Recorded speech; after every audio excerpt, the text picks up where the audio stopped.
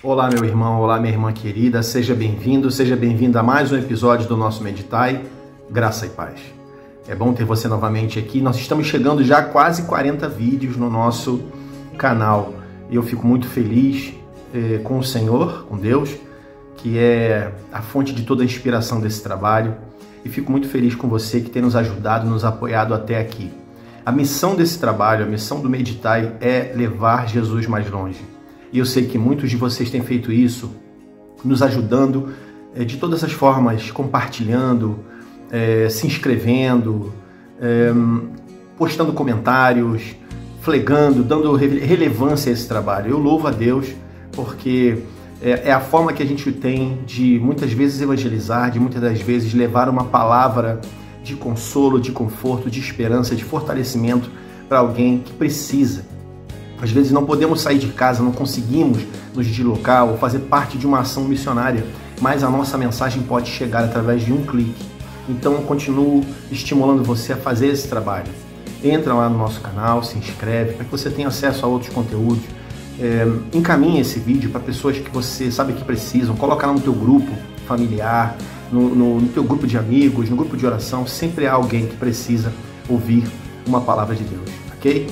E hoje nós vamos falar um pouquinho do nosso hebraico. Eu sou um apaixonado pelo hebraico, amo essa língua, e os judeus costumam dizer, os mais ortodoxos, eles costumam dizer que o Senhor Deus tem todas as línguas, mas de todas elas ele escolheu para si a língua hebraica. E eu sou muito apaixonado por essa língua, é uma riqueza muito grande. Quando você estuda e começa a entender os vocábulos, as palavras, as expressões, e é alguma coisa realmente fascinante. E hoje nós vamos falar sobre a palavra Amém. Existem algumas curiosidades nessa palavra que é universal. Praticamente todas as culturas do mundo conhecem essa palavra ou falam essa palavra. E é uma palavra que do hebraico passou para o grego, depois para o latim, depois para o árabe, para o inglês e se espalhou pelo mundo. Mas não sei se você sabe, se tem esse entendimento de que essa palavra ela tem um significado original, né? Para nós, o hebraico, no português, amém significa assim, seja, significa seja conforme, tem né, verdadeiramente, tem um sentido de concordância na nossa língua portuguesa. Mas quando você vai olhar no original, no hebraico, o que realmente significa, qual é a raiz etimológica dessa palavra, isso fica realmente encantador, porque existem significados que estão muito além daquilo que a gente costuma no nosso dia a dia conhecer. E hoje nós vamos falar rapidamente disso, tá bem? Então vamos ler um texto da Palavra de Deus, de onde é extraída essa palavra. No hebraico, a palavra Amém sai de uma frase, de um versículo, que está no livro de Deuteronômio, no capítulo 7, no verso 9, que diz assim: Saibam, portanto, que o Senhor, o seu Deus, é Deus. Ele é o Deus fiel que mantém a aliança e a bondade por 1000 gerações daqueles que o amam e obedecem aos seus mandamentos. Deuteronômio 7:9. Então, assim, existem algumas expressões que elas simplesmente nos impressionam pelos seus significados. E uma delas é a palavra Amém. Essa palavra bíblica, Amém. A palavra Amém, ela aparece pela primeira vez no Antigo Testamento, lá no livro de Números, no capítulo 5, no verso 22. Né?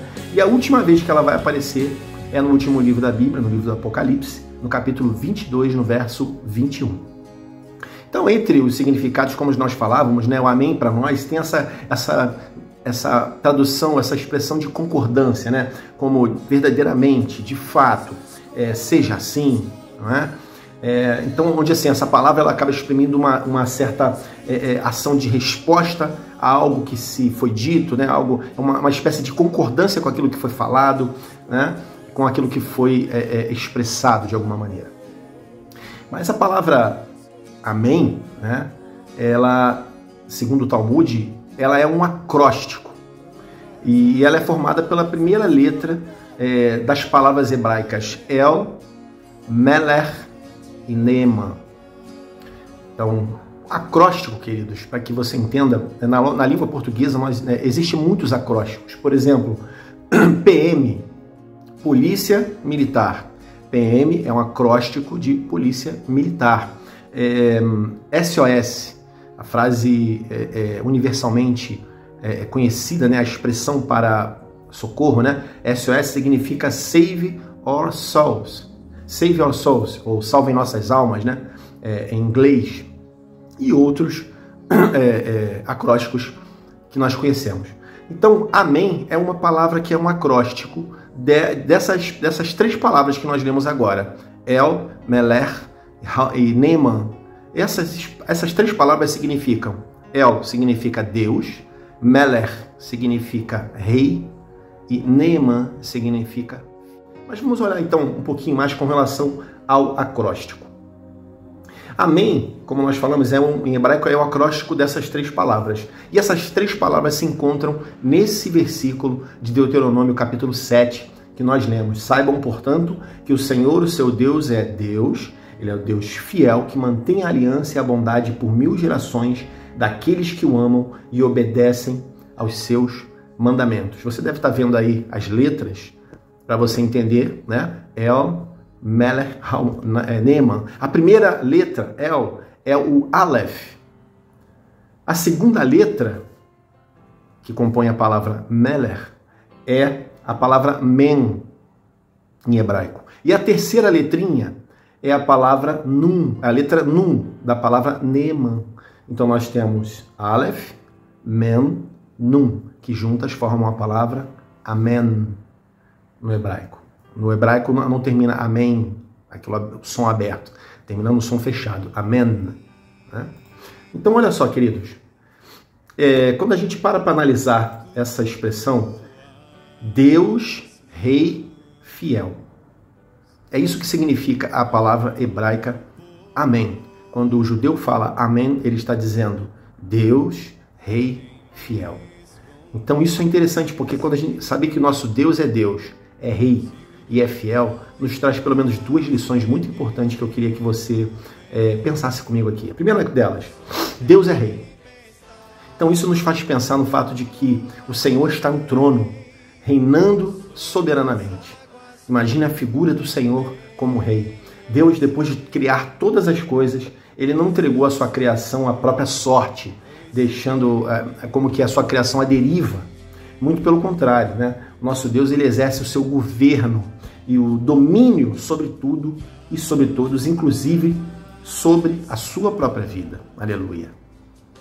Por isso a gente não tem que ter motivo para se preocupar, porque o nosso Rei, ele tem em suas mãos as rédeas da história e o controle absoluto de tudo, incluindo aqueles problemas e situações da vida que tiram a nossa paz e nos deixam apreensivos.